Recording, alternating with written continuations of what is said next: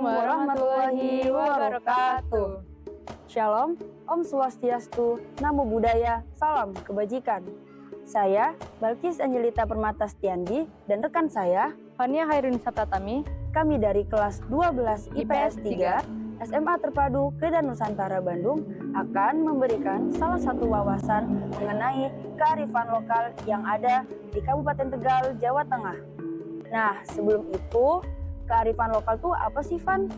Jadi kearifan lokal itu adalah tradisi atau budaya yang diwariskan oleh penduduk setempat. Kearifan lokal itu ada dua, tangible sama intangible. Cuman aku akan menjelaskan yang intangible. Jadi intangible itu adalah kearifan lokal yang tidak nyata. Contohnya seperti bahasa daerah atau upacara adat. Tangible itu kayak apa? Untuk kearifan lokal tangible ini adalah kearifan lokal yang memiliki bentuk atau wujud yang nyata. Contohnya seperti arsitek bangunan ataupun karya seni. Nah, kali ini kita akan membahas salah satu kearifan lokal yang ada di Kabupaten Tegal, Jawa Tengah, yakni Museum Semedo. Museum Semedo berada di Desa Semedo, Kecamatan Kedung Banteng, Kabupaten Tegal, Jawa Tengah. Untuk lebih lanjutnya lagi, yuk simak perjalanan kami. Ayo.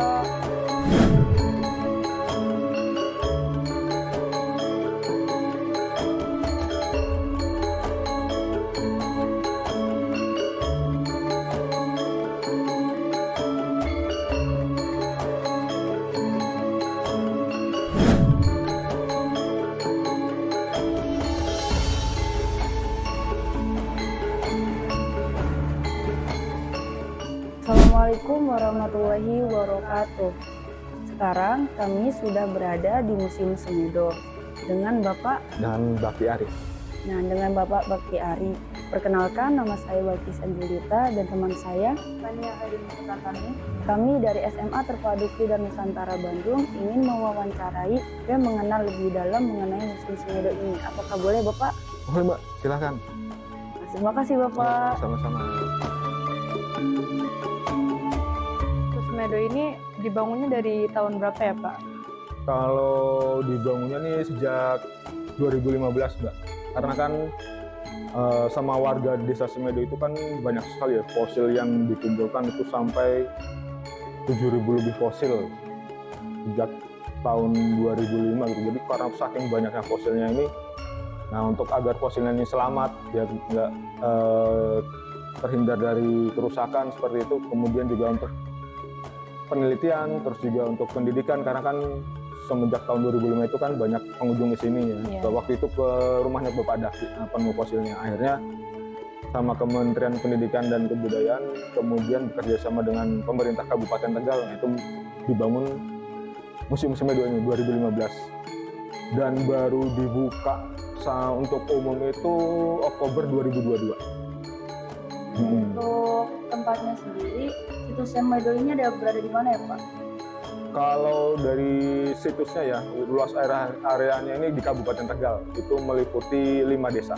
Desa Semedo, Segentong, Sidamulya, kemudian Karangmalang. Area sekitar Gunung Gajah, itu area situsnya Semedo. Untuk kemarin kan saya membaca dari Google, bahwasanya di fosil-fosil Semedo ini ditemukan lebih banyak daripada fosil-fosil yang ditemukan di seluruh Indonesia, dan umurnya juga lebih tua, Pak. Apa benar, Pak? Ya, betul. Karena dari hasil penelitian ya, dari Badan Riset Inovasi Nasional, kemudian juga dari kampus ya, dari ITB, dari geologi, itu setelah dicekkan oleh warga, kemudian juga oleh riset terhadap kontur tanah yang ada di situs Semedo ini. Nah, itu memang diperkirakan antara 1,5 juta sampai 700.000 tahun yang lalu sebelum Masehi. Kalau boleh sekalian lihat-lihat di museumnya nggak, Pak? Boleh, mari silakan. Kehidupan di dunia sih pada waktu itu ada 600 juta tahun yang lalu sampai dengan manusia purba. Karena secara tidak sengaja itu tahun 2011 di sini diketemukan satu fosil manusia purba, Homo erectus. Berarti Homo erectus ini pertama kali ditemukan di sini dan menjadi mendunia gitu, Pak? Kalau yang Homo erectusnya itu mendunia karena umurnya lebih tua pada waktu itu ya. Nah, kemudian tahun 2015 kalau nggak salah itu di Bumiayu diketemukan lagi fosil manusia purba juga, itu lebih tua lagi seperti itu. Nah, kalau yang di sini ini manusia purbanya tuh diperkirakan 700.000 tahun yang lalu. Nanti bisa kita lihat di museumnya ada. Berarti di zaman dahulu Pulau Jawa itu nggak ada, Pak? Ya, karena bukan nggak ada dari segi tanahnya ya, nggak ada karena terendam laut, Oh, tenggelam wilayah Jawa ini pada waktu 7 tahun yang lalu. Kemudian lama-lama terangkat, dan yang paling terakhir terangkat itu malah wilayah Rembang sama Madura. Dan yang paling pertama terangkat itu di Pulau Jawa itu di Banten sama Jawa Barat, itu lebih dulu terangkat. Nah, Jawa Tengah sama Jawa Timur agak ke belakang terangkatnya. Ketika membeku ini, makhluk-makhluk itu kan awalnya ada di Eropa sama di Afrika. Nah, untuk manusia purba ini mereka awalnya dari Afrika. Nah, ketika zamannya sini mereka bermigrasi, berpindah wilayah karena untuk mencari makan, Mbak. Kan ketika makannya di situ habis, mereka mengembara sampai ke Indonesia dan Australia. Nah, di Indonesia ini mereka ini kemudian menetap karena waktu itu esnya udah mencair, sehingga mereka nggak kembali ke tempat asal. Nah, khusus untuk di Indonesia ini paling banyak ketemu fosil manusia purbanya itu di Pulau Jawa. Kemudian kalau untuk fauna-faunanya itu ada di Sumatera, Jawa, dan juga di NTT. Jadi di Nusa Tenggara itu banyak ketemu fauna. Cuman kalau untuk manusia purba, nah ini paling banyak di Pulau Jawa ketemunya. berarti pada saat pengangkatan Pulau Jawa ini sudah ada makhluk-makhluk seperti ini, Pak?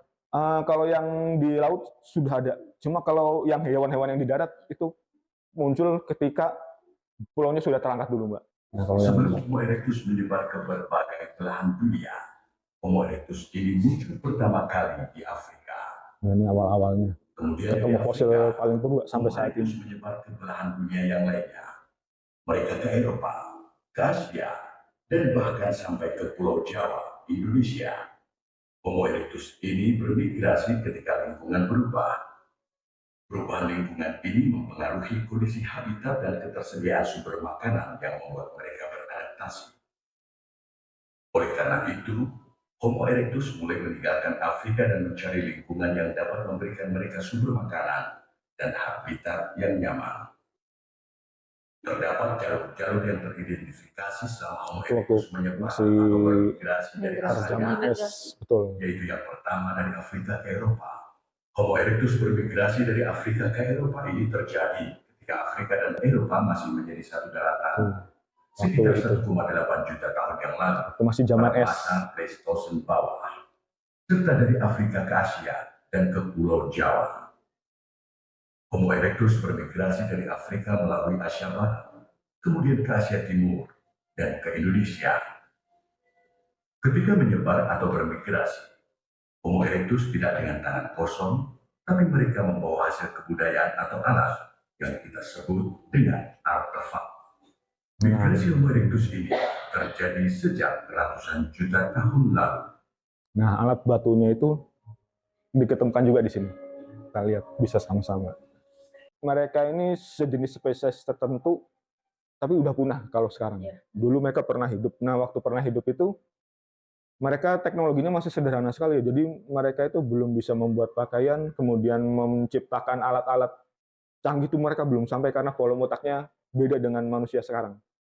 Nah, ketika mereka hidup itu mereka hanya bisa membuat ini, yang sering disebut kapak perimbas ya. Kapaknya itu diasah sisi kiri dan kanan. Nah, itu perimbas ini tuh seperti tombak. Jadi untuk membunuh binatang sama untuk memotong daging. Nah, yang sebelah kiri ini kapak penetak. Nah, ini dipakai untuk menumbuk biji-bijian. Karena Homo erectus yang tinggal di sini itu mereka sudah setengah menetap, setengah mengembara. Jadi ketika menetap itu mereka menanam biji-bijian. Tapi ketika nggak aman, nah mereka pindah ke tempat lain seperti itu. Jadi mereka belum bisa membuat rumah seperti itu karena volume otaknya masih kecil. Nah, ini di sebelah sini, ini jenis-jenis tengkorak manusia purba yang ditemukan kan di luar negeri sama di sini. Betul, sama di daerah lain. Nah, yang paling kiri tadi yang disebut manusia Afrika itu yang paling kiri. Australopithecus namanya. Tapi itu dia masih manusia purba yang pertama kali. Jadi moncongnya itu masih menyerupai kera gitu. Karena mereka itu belum bisa memasak. Jadi volume otaknya masih kecil, masih belum seperti manusia purba yang tinggal di sini di Semedo ini. Itu 1 juta tahun yang lalu lebih, paling tua. Nah, ini lama-kelamaan manusia purbanya ini sudah, istilahnya volume otaknya betul berevolusi. Jadi, sudah menyerupai manusia tapi belum bisa seperti manusia yang sekarang. Nah, yang berevolusi ini kebanyakan ketemunya malah di Indonesia, di Pulau Jawa. Seperti ini, Homo erectus yang di Ngawi. Nah, itu sudah, hampir-hampir seperti manusia yang sekarang.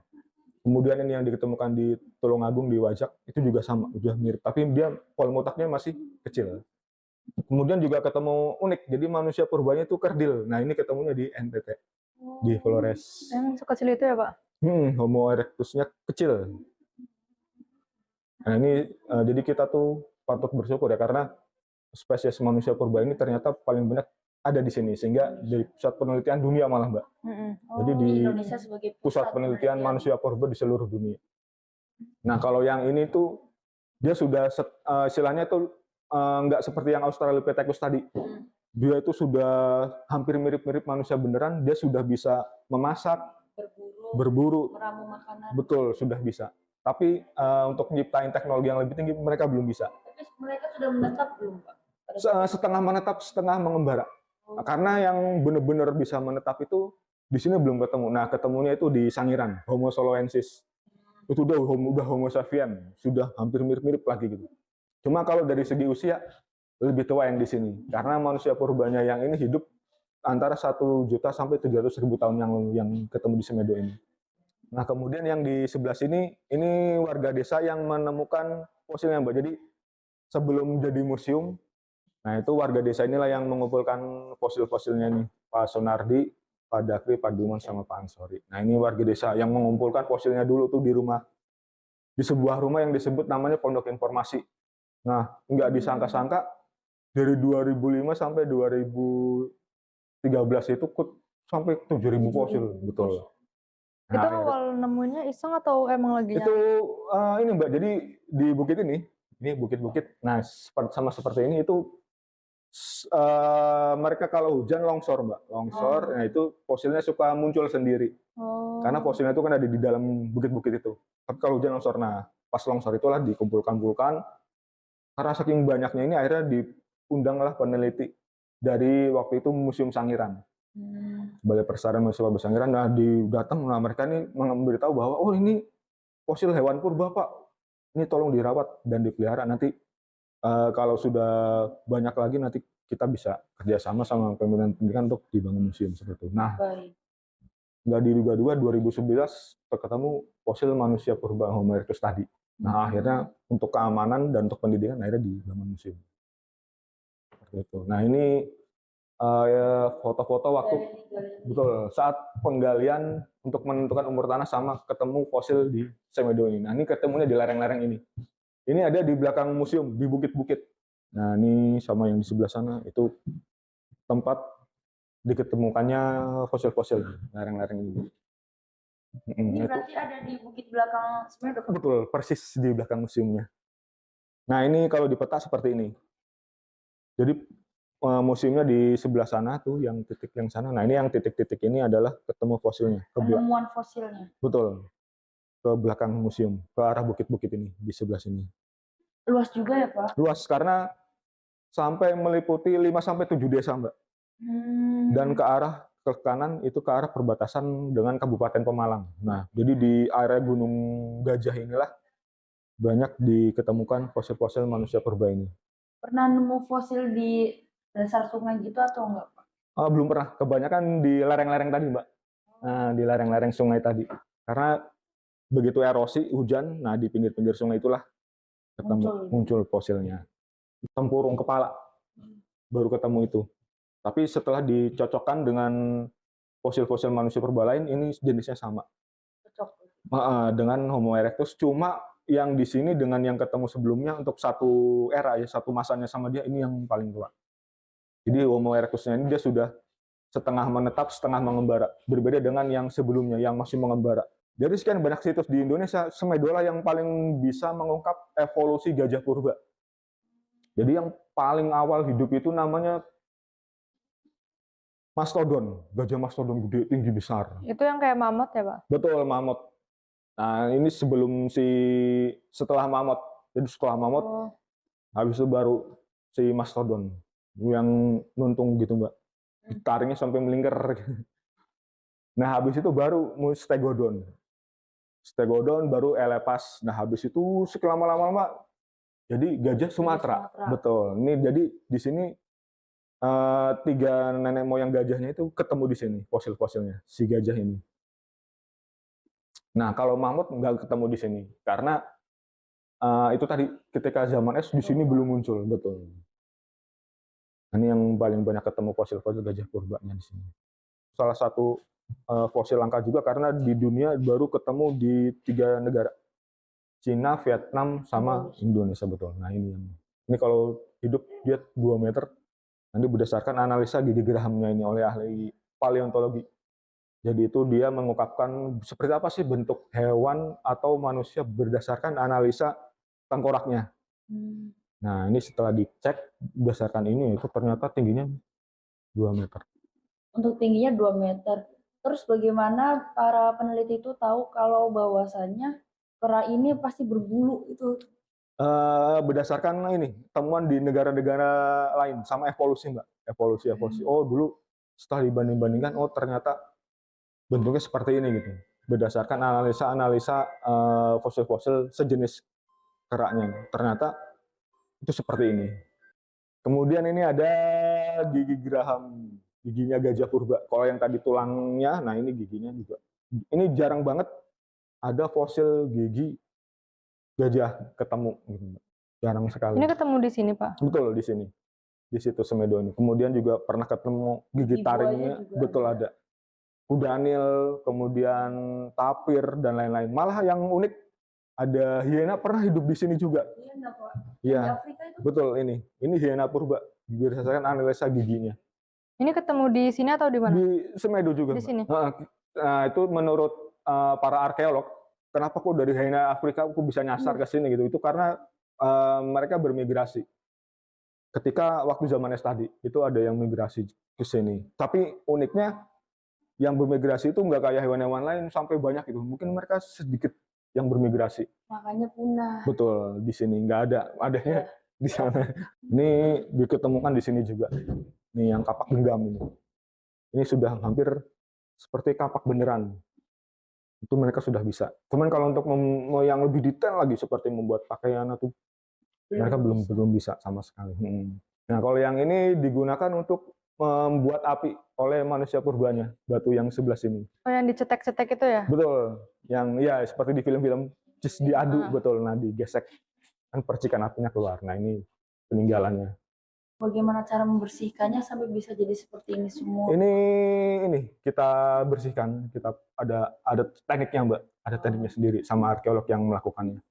Cuma berdasarkan analisa umur karbon, nah ini ternyata ini tuh ratusan ribu tahun lalu dan ini sudah ini dia seperti ini karena ulah manusia, bukan alam gitu Mbak.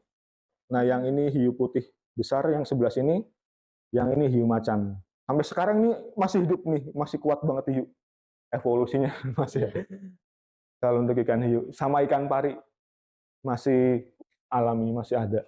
Yang punah-punah, ada yang punah, ada yang masih bertahan sampai sekarang. Badak purba juga pernah ketemu di sini, pernah tinggal di sini. Jadi spesies yang ada di Jawa, di Sumatera seperti badak itu ternyata sudah bermigrasi sejak dulu. Hewan yang paling besar tanduknya bukan banteng, tapi kerbau. Yang tanduknya paling panjang. Nah banteng cuma segini tanduknya, kecil. Nggak seperti, kalau sekarang malah kebalik, yang tanduknya kecil ini malah kerbau. Nah kalau dulu yang kerbau besar-besar. Ini tanduk banteng, kemudian yang ini tanduk rusa. Kemudian yang sebelah sana kepala sapi. Ini. Tengkoraknya kepala sapi. Itu ketemu oleh warganya Ini juga. untuk tengkorak sapinya sendiri sama dengan sapi yang sekarang atau mengalami revolusi? Mengalami evolusi Mbak, karena si sapi yang dulu itu agak besar-besar. Lebih besar-besar malah ininya, terus juga ukurannya agak lebih besar. Nah sekarang agak kecil. Tengkoraknya banteng, kita hanya bisa menyaksikan dulu banteng itu kecil, besar tanduknya. Nah seperti yang digambar ini, itu yang tanduknya panjang itu kerbau Mbak, bukan banteng. Nah yang banteng malah sebelah kirinya. Iya betul. Karena itu memang kenyataan. Itu emang bergerigi gitu ya? Iya, giginya. Kalau dia mangap nih, Mbak. Nah, yang ini. Nih, Ya. di rahamnya. Nah, ini giginya. Jadi dia mangap, ini giginya. Nah, itu ketemu.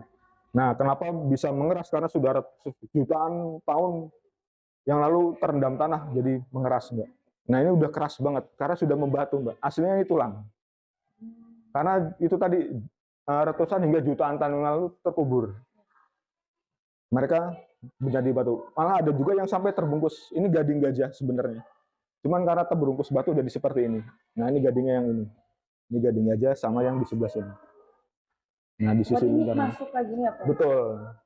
Nah, ini gadingnya yang ini. Oh, ini di dalam batu gitu ya? Iya, terbungkus batu. Kalau yang di dengkul lutut gajah yang tadi, itu mereka nggak tertutup batu. Itu full Tulang beneran. Oh. Karena itu tadi setelah mengalami jutaan tahun yang lalu terendam tanah, terkubur lama, kena lapisan-lapisan tanah, akhirnya lama-lama mengeras menjadi batu. Nah, tulang-tulang yang mengeras jadi batu ini disebutnya fosil. Nah, kalau untuk museumnya kita sampai sini. Sampai sini kalau untuk museum Semedo. Kalau di lantai 3 berarti berisi? Kalau yang sana itu kita storage-nya. Jadi tempat untuk ini fosil-fosil untuk peralatan untuk merawat ini, Mbak, museumnya. Jadi kalau pengunjungnya sudah selesai, nah nanti setiap barisan kan kami tutup, itu kita bersihkan dari debu, biar fosil betul. Tetap awet. Seperti itu. Baik, Pak.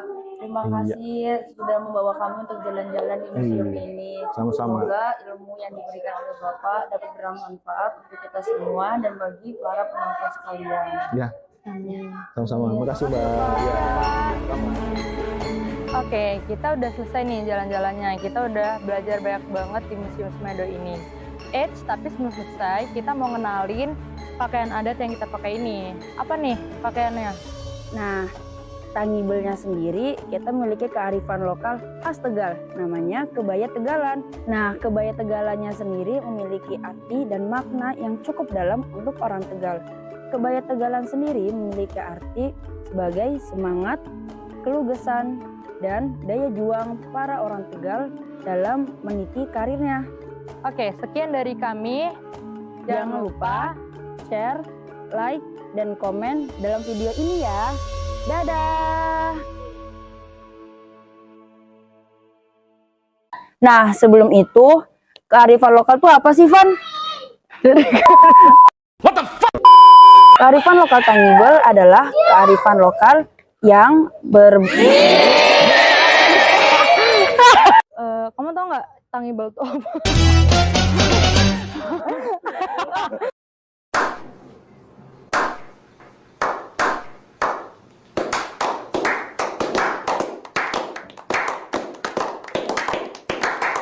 di Desa Semedo, Kabupaten Tegal, Jawa Tengah.